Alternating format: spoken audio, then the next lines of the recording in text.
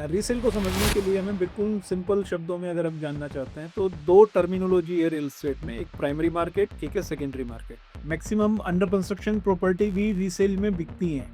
तो एक बार convince deed यानी सीडी आपकी बन गई, अगली बार जितने भी हाथों में प्रॉपर्टी जाएगी उसको हम रजिस्ट्री बोलते हैं। आप मार्केटिंग से ज़्यादा इन्फ्लुएंस होते हो, आपको प्रोडक्ट के बारे में कुछ नहीं पता, आपने नोटराइज करा लिया तो उसका माइनस और प्लस पॉइंट भी बता देता हूँ। जब भी आप घर देखने जाएं या कोई कंपेयर शीट बनाएं, आप घर को एक बार ना देखें, कम से कम 2 से 3 बार उसको विजिट करें। जितने पार्ट की पीक वहाँ मिलेगी ना, आपको समझ में आ जाएगा मेंटेनेंस किस लिए होता है। ये जो डील आप इसकी बात कर रहे हो, ghost deal of the year है।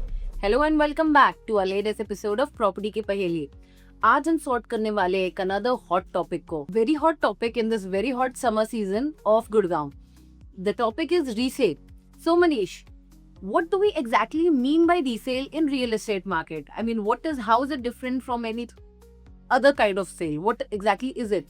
रीसेल को समझने के लिए हमें बिल्कुल सिंपल शब्दों में अगर हम जानना चाहते हैं तो दो टर्मिनोलॉजी है रियल एस्टेट में, एक प्राइमरी मार्केट, एक है secondary market. Primary market basically under construction property जो डिलीवर नहीं हुई है, और secondary market is ready to move या रेडी टू यूज प्रॉपर्टी जिसकी डिलीवरी आ गई है और उसके बाद एक ओनर अपनी प्रॉपर्टी दूसरे हैंड्स में ट्रांसफर कर रहा है। ओके, अब ऐसा नहीं है कि प्राइमरी मार्केट में रीसेल नहीं होती। यूजुअली जब बिल्डर से किसी एक्स बंदे ने कोई प्रॉपर्टी परचेज कर ली और वो अपनी प्रॉपर्टी किसी वाई बंदे को दे रहा है तो ट्रांसफर ऑफ प्रॉपर्टी होती है। और सेकेंडरी मार्केट जो कि रेडी टू यूज मार्केट है, जब बिल्डर से आपने अपनी रजिस्ट्री करा ली या कन्वेंस डीड करा ली, तो आप अगर किसी वाई पर्सन को दे रहे हैं तो वो आपकी रीसेल प्रॉपर्टी कहलाती है जिसकी आप रजिस्ट्री करा के देती है। सो अगर मैं लेमैन की लैंग्वेज में समझना चाहूँ तो अगर बिल्डर और आपके बीच में एक थर्ड पार्टी, मिडिल पार्टी भी और इन्वॉल्व हो रहा है, जनरली वही केस ऑफ रीसेल रहता है, राइट? जब एक किसी और पार्टी से आप ले रहे हो, ना कि डायरेक्टली बिल्डर पे, इवन बिफोर रजिस्ट्री अगर ले रहे हो, पर थ्रू अनदर पार्टी या बिल्डर से वो ले रहे हो। नहीं, दो चीजें होती हैं। देखिए, रीसेल मेजरली आपका होगा रेडी टू यूज प्रॉपर्टी का, मेजरली।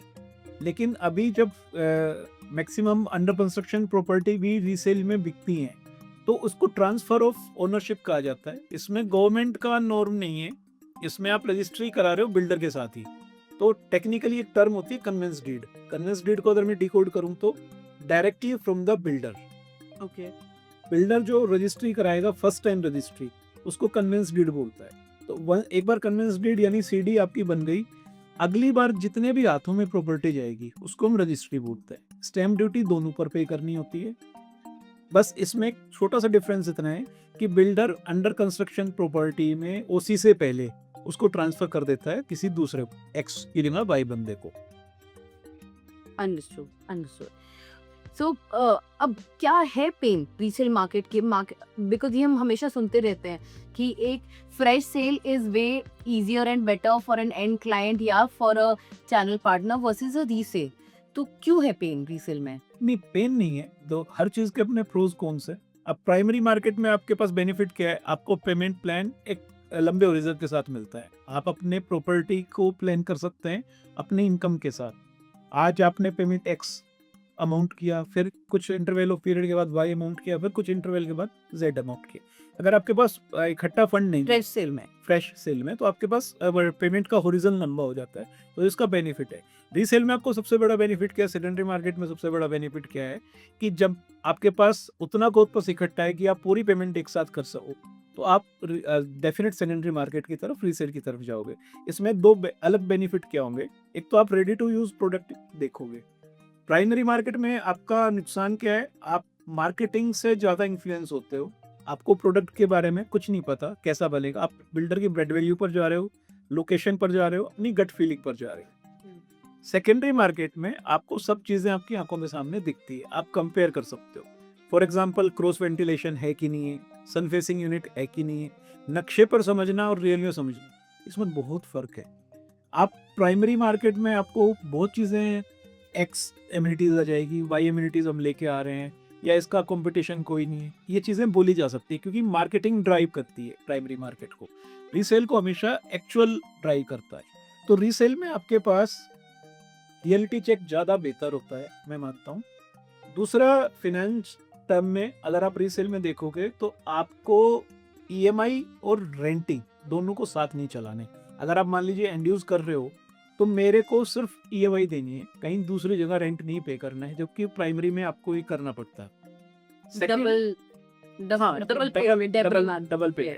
कई बार ऐसा हो जाता है कि बिल्डर ड्यू टाइम लाइन में डिलीवर नहीं कर पाया, या बिल्डर के साथ कोई दिक्कत हो गई, वो डिलीवर ही नहीं कर पाया, तो वो पेन आपको कहीं ना कहीं आगे अपने फाइनेंशियल प्लानिंग में दिखता है, झेलना पड़ता है।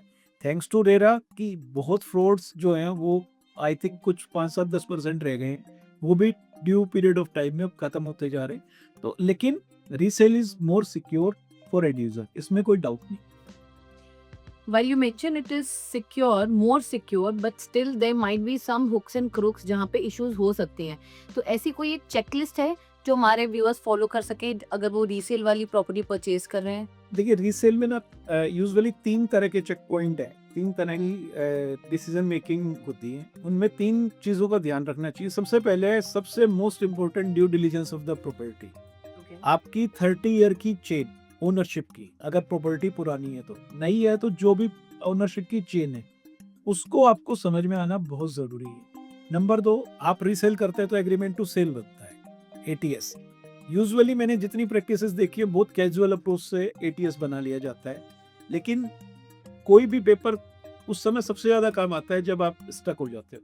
अगर डील गो थ्रू हो गई इजीली तब तो कोई दिक्कत ही नहीं। मेरा हमेशा से मानना है एटीएस को आपको रजिस्टर्ड कराना चाहिए कोर्ट में।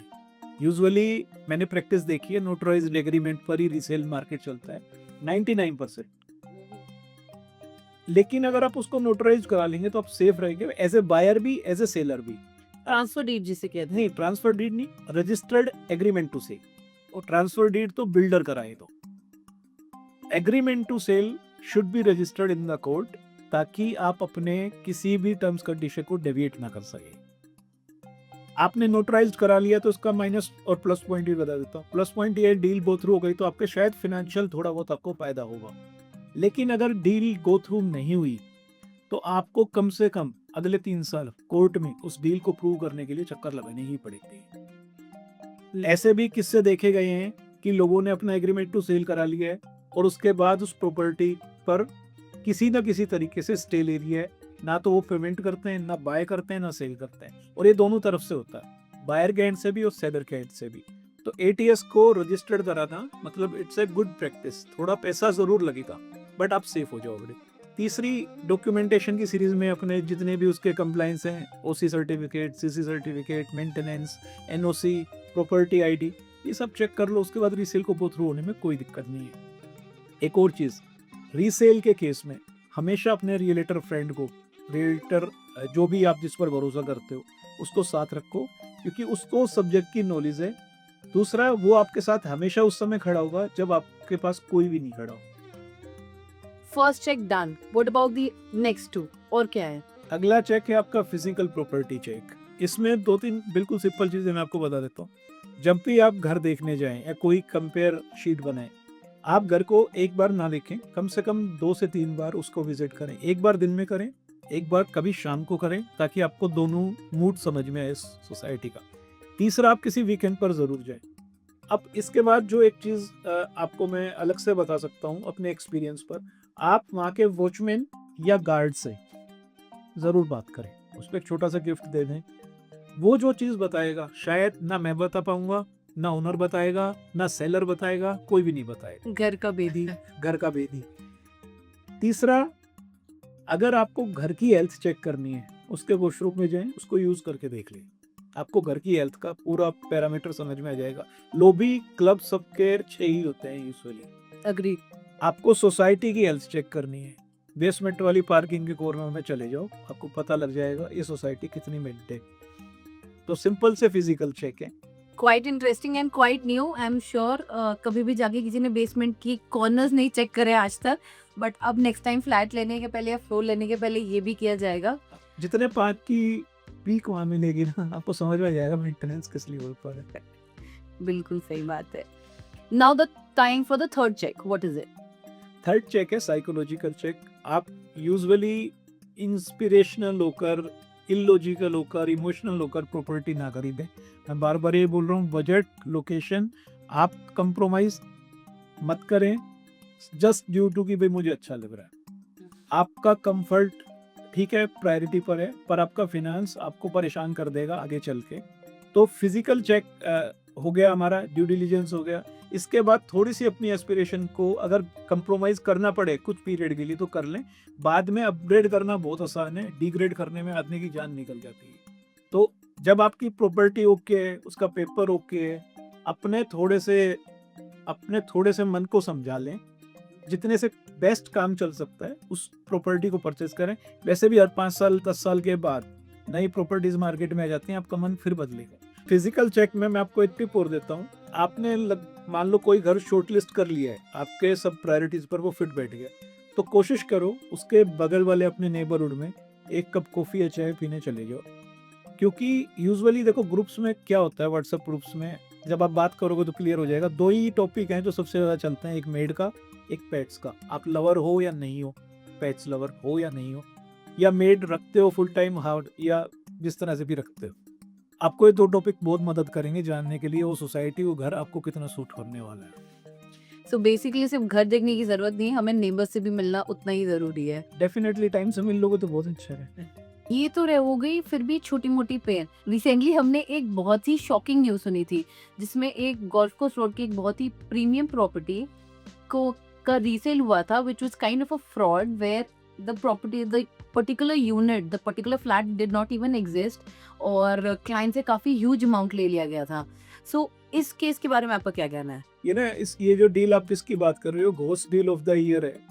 12 करोड़ रुपए की ट्रांजैक्शन हुई है आरटीजीएस के थ्रू। डीएलएफ कैमेलिया का प्रोजेक्ट को दिखाया गया है क्योंकि एस्पिरेशन उसी प्रोजेक्ट से जाती है। इस स्टोरी लाइन में अगर आप पूरी चीज देखोगे, जो मुझे 2-3 चीजें समझ में आती है। इस स्टोरी में ग्रीड है, एक अच्छी चीज सस्ते दामों पे खरीदने की, बहुत सस्ते दामों पे खरीदने की। इस स्टोरी में फियर दिखाया गया है, फैब्रिकेट किया गया है कि किसी भी रियलेटर को मत बताना, किसी लॉयर को मत बताना, वरना ये डील आपको नहीं मिलेगी। और तीसरी जो सबसे ज़रूरी बात है, इस पूरी स्टोरी में बिल्डर का तो ही रोल ही नहीं, उसको पता ही नहीं है कि ऐसी कोई डील बाजार में हुई है। तो आप ये समझो, जब भी कोई इंसान आपको 1 रुपए का माल 10, 20, 30, 50 पैसों में चिपका के जा रहा है और ये भी कह रहा है कि किसी को बताना मत, तो कितने चांसेस हैं उसके पूरे होने के? और फिर बाद में आप किसको बोलो? इसमें गलती ना बिल्डर की है, गलती कंप्लीट बायर की है, या बीच वाले उन लोगों की जिन्होंने इस गेम को चलाया है। आपने अगर ढंग से ड्यू डिलिजेंस किया होता, आपने अपने किसी रिलेटर को भेजा होता बिल्डर के पास कि ऐसी कोई प्रॉपर्टी है, तो पता लग जाता। ऑक्शन के थ्रू कहानी रची गई, सारे फैब्रिकेट डॉक्यूमेंट किए गए, उससे तो मार्केट को ही खराब करोगे। लेकिन कहीं ना कहीं आपका लालच और आपका डर, उसने इस डील को खराब किया। अग्री। कई बार जो deal too good to be true होती है, वहीं पे आप सबसे ज्यादा फंसते हो। आप प्रॉपर्टी ले रहे हो ना, आप कोई ऐसी चीज हवा थोड़ी खरीद रहे हो, आप रेडी टू मूव प्रॉपर्टी ले रहे हो। कम से कम उसको एक बार देख तो आओ, सही। जो आप प्रॉपर्टी परचेज करने जा रहे हो, आपको पता लग जाएगा। मनीष, काफी इंटरेस्टिंग डिस्कशन रही है ये, और काफी इंसाइटफुल भी। Now time for a parting away tip for a viewers. आप सबके आधार कार्ड बने होंगे, पैन कार्ड बने होंगे, आप सबकी फेसबुक प्रोफाइल होगी, लिंक्डइन प्रोफाइल होगी। अपनी फोटोज को मैच कर लो। अब इसको रियल एस्टेट से कंपाइल कर लो। एक सच्चाई है और एक आपने बनाई है। सेम वे आप अपनी कोई भी प्रॉपर्टी परचेज करना चाह रहे हो, जाओ रियलिटी चेक करो, ड्यू डिलिजेंस करो, और अपने रियलिटर फ्रेंड पर भरोसा करो, उसको साथ लेके जाओ, क्योंकि वो उसको मार्केट की जो इनसाइट्स इनपुट्स पता होगा, वो आपके लिए फेवरेबल होने वाले हैं। वो आपके साथ जब खड़ा होगा जब कोई नहीं है। पोर्टल से आप डेफिनेट प्रॉपर्टी के बारे में जान सकते हो, पर एक्सपीरियंस आपको रियलिटर देगा। तो आई थिंक अपने 100 रुपीज़ को सिक्योर करने के लिए उसके 1%, 2% देने में आपको दिक्कत नहीं आनी चाहिए। अदरवाइज ये घोस्ट स्टोरीज, घोस्ट डील्स बनती आई हैं, बनती रहेगी। फिर भी आपको किसी प्रॉपर्टी को लेकर कोई कंफ्यूजन है, क्लैरिटी चाहिए, तो लिंक डिस्क्रिप्शन में over a cup of coffee मिल सकते हैं और डिस्कस कर सकते हैं। जब तक प्रॉपर्टी की पहली देखते रहिए, एंजॉय करते रहिए, कुछ अच्छे कमेंट्स हो तो हमारे लिए भी मोटिवेशन आ जाएगा। फिर मिलते हैं, तब तक के लिए शुभ लाभ।